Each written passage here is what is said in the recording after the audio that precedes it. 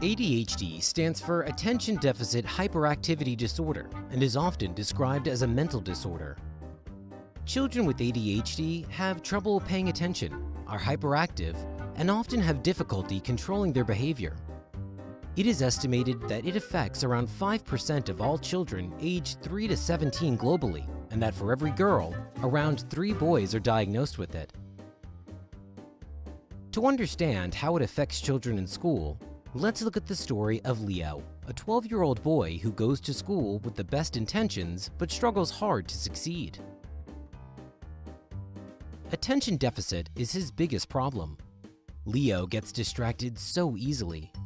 It happens even when he tries his hardest to focus. He often realizes that he has suddenly zoned out and has spent the last 15 minutes thinking about something entirely different.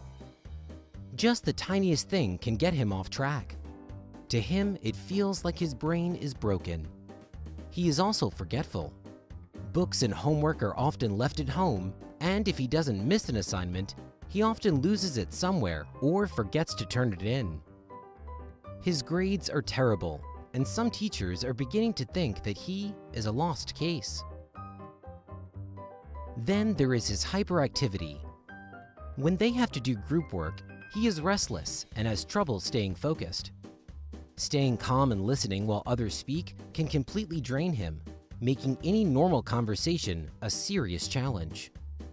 To him, it feels like there is no capacity left in his brain to deal with all the input that needs to be processed. He then feels angry about not being able to follow along. To help cope with his hyperactivity, he likes to keep his hands busy all the time. Last, there is his impulsive behavior. He often cannot refrain from saying things that come to his mind. Sometimes he tries hard to control himself, but then just blurts out and interrupts others. His classmates find this annoying. He later regrets his hot-headed behavior, but he knows that unfortunately, he will do it again and again. It seems to him that he can't learn from his mistakes. Teachers get frustrated trying to get him to behave. Others become impatient, give up, or distance themselves.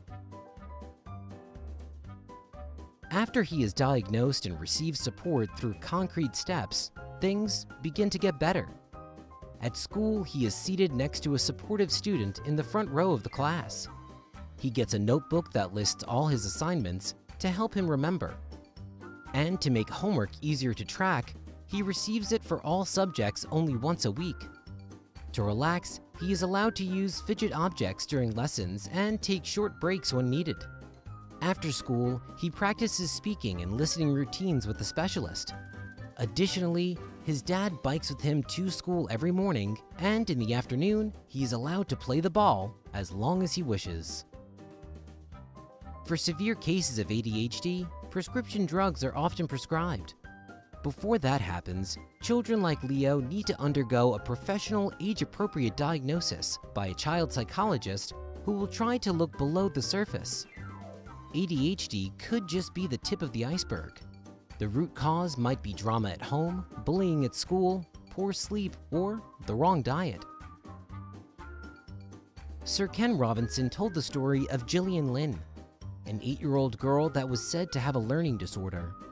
She could not concentrate and never sat still.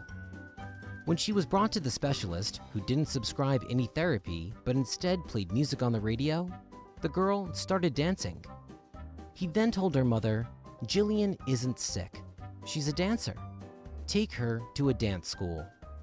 Gillian Lynn later became a famous dancer and then responsible for some of the most successful musicals in Broadway history. Please share your thoughts in the comments below. If you are hyperactive or if you are diagnosed with ADHD, please tell us about your coping mechanisms so we can learn more about it from reading your insights. If you want to support our channel, enabling us to make more such videos, visit patreon.com/sprouts and check out what we do.